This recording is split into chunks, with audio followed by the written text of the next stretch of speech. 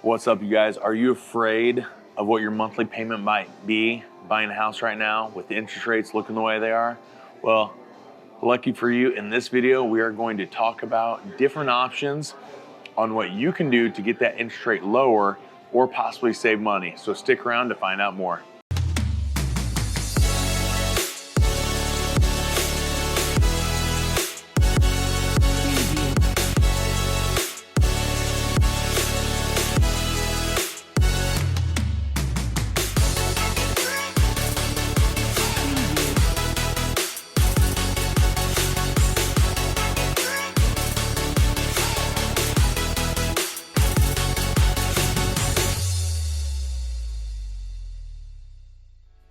All right, guys, before we get to how to save you money, if this is your first time channel, welcome. If it's not, welcome back. But if it's your first time channel, I need to do two things.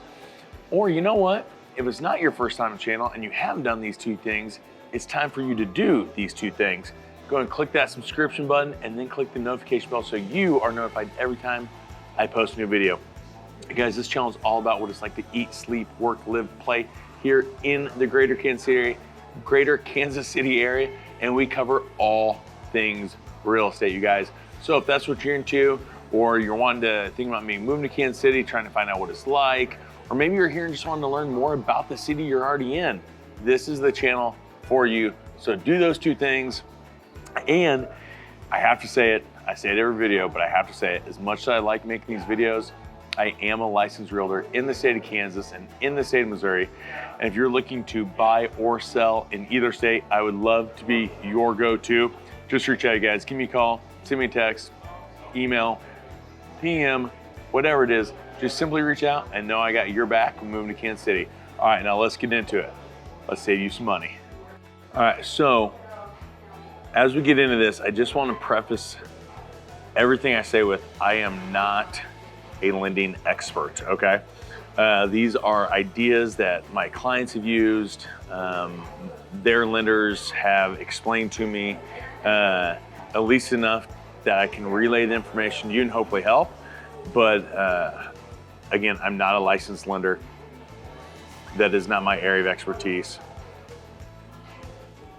So with that being said, if you have more questions, feel free to reach out. And if I can't answer them, I can connect you with a local lender who that's all they do all day long, okay? Or if you already have one, reach out to them, ask more questions. We are seeing some different things that buyers are doing right now, and it's saving them money, and it's really, they're able to do these things just because of the shift in the market we've had, right? So we go back 6 months, we go back to the spring of 2022, or even before that, winter of 21, 22, fall of 21, summer 21, you get the idea. And we weren't able to do these things just because of the way the market was, right? It was such a strong seller's market that you couldn't really ask for anything, okay? So right now, with there being a little shift in the market, you know, I think the main thing that buyers are used to doing is just saying, hey, let's offer less on the house, right? So if it's $400,000 house, hey, let's offer them $390. Let's offer them $385, and we'll save $15,000, right? We'll save $10,000 off that purchase price. Yeah, sure, that does save you money, right? But what you need to look at is, yes, over the course of 30 years, it will save you that money. Are you gonna stay in your house 30 years? Probably not, unless it's your absolute like final destination, dream home type situation.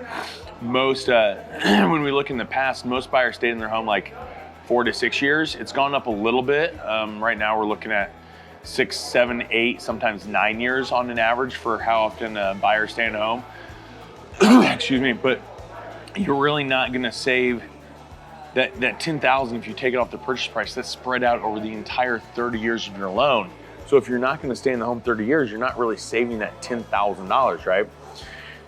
If we can somehow get that on the front end, save that money on the front end, now you're truly saving $10,000, okay?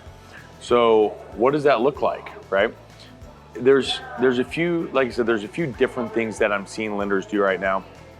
I've had some clients do right now. And let's go back to that $400,000 example, right? Instead of asking for $10,000 off on the purchase price, you can say, hey, we want $10,000 in closing costs. There's one example, right? So every time you buy a house, there's closing costs involved, right? There's loan origination fees, unless you're paying cash. There are title fees, title processing fees, owner's insurance fees, prorated HOA dues, prorated taxes. There's all these things on the buying side. Plus your money down that you're putting down on the house. So anything from 3.5% on the FHA side to 4, 5, 10, 20% more on the conventional side. Or maybe you're a VA loan and you don't have any money down. There's still some fees built into the your down payment. You don't have to put any money down, but a lot of times VA buyers do, just to change their payment a little bit. But like I said, there's still loan fees. Maybe said there wasn't loan fees. I don't know. There are loan fees though. You're taking out a loan. They are only allowed to be a certain percentage of the loan. So there is that. So they're a little bit less usually on a VA. You don't have to put any money down though, but there's still loan fees, there's still title fees, there's still all that, right? So instead of asking for that $10,000 off on the purchase price, maybe you ask for $10,000 towards your closing costs, right?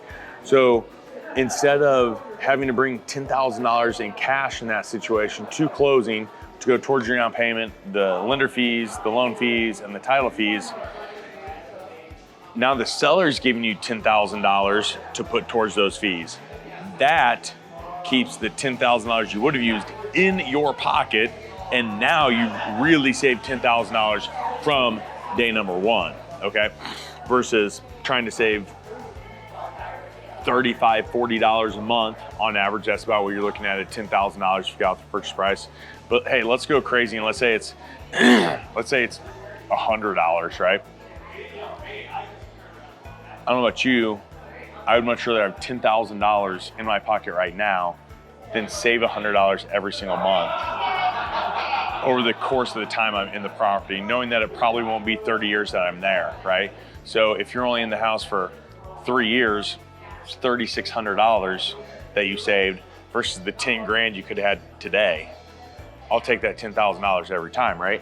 But do the math and figure out what works for you on that situation. And like I said, it's not generally not $100 that you're saving. It's lower than that. I'm just trying to go on the high side here.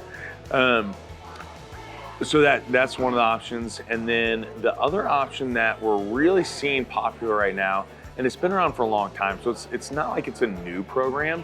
It's just one that hasn't been being utilized over the last few years because of the way the market was, right? So I'm talking about what's called a 2-1 buy down or a 3-2-1 buy down. Same setup, very, very similar. Let's take that $10,000 example again. You asked for $10,000 in closing costs, but instead of applying it to all the fees and all that stuff, we're using that $10,000 to buy down your interest rate, okay? How much are you buying it down? Good question. In a 2-1 buy down, you're buying it down 2% for the first year, 1% for the second year, and then the third year, it goes back to whatever interest rates were at the time you closed. So to give you a precise example, today, while we're recording this video, interest rates are at 6.85%, okay? So in the 2-1 buy down, let's say you close today, your interest rate for the next 12 months, so until November of 2023, would be 4.85%, okay? 4.85%. Then the next 12 months, so till November 2024, it goes up 1%. So it would go to 5.85%. And then after the first 2 years, it goes back to the whatever it was today when you close, 6.85%. A 3-2-1 buy down, same thing, except we're going down 3%. So instead of 6.85, you're at 3.85 per year. Then you're at 4.85 per year. Then you're at 5.85 per year. And then you're back to the 6.85%. So you can imagine having a 3% lower interest rate for 12 months saves you a lot of money. Year 2, 2% lower, saves you a lot of money. Third year, 1%, saves you quite a bit of money, right? Now, here's the kicker on these. That $10,000 sits over here in this pool escrow account type of fund, and that's where, excuse me, that's where the money comes from to pay the difference on what the interest would be versus what you're paying, okay? If you refinance during your 2 years or your 3 year buy down, whatever it is, and there's money still left in that account, you get that money. Now, you can't go spend that money, even though it's yours. It's that whatever money's in that escrow account at the time you refinance, it goes to pay off the principal. Hey, even better. Now, instead of whatever is left on your principal amount, it decreases by that much automatically, and you're now at a lower interest rate, right? Whatever it was at the time you refinance. So let's say you're at 4.85, and then you're at 5.85, and let's say at that time interest rates drop to 4.5%. Bam, you relock in at 4.5%.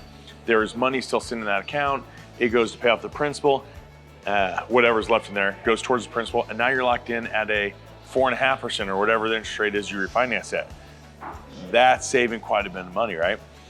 And then on top of that, lastly, what we're seeing lenders do is because they want to encourage people to still get out there and buy homes, right? I've seen lenders that are offering to do free refis or refinances because there is typically costs associated with that, more paperwork, more loan fees, all of that.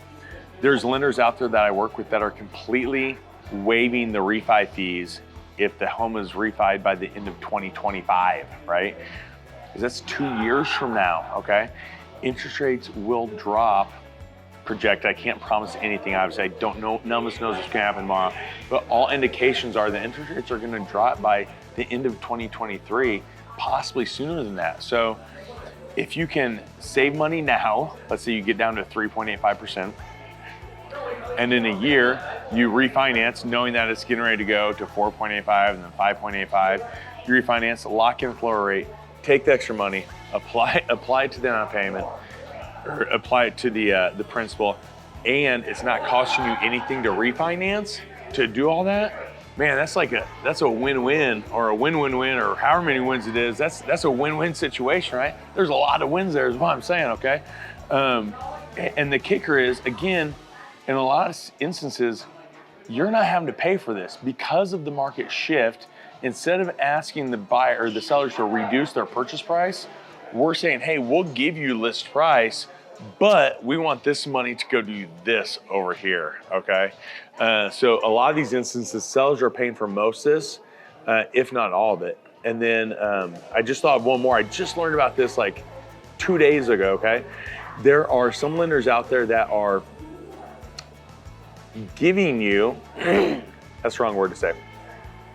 They're loaning you up to 4% to put down as your down payment. So think about that. Let's say we can get 1% from the sellers and the lender gives you 4%. You now have your 5% down for a conventional loan that's required, and you didn't pay anything out of pocket for your down payment, okay? So the 1%, that's pretty easy to figure out. The seller's just giving it to you as part of your down payment in the form of closing costs, more likely.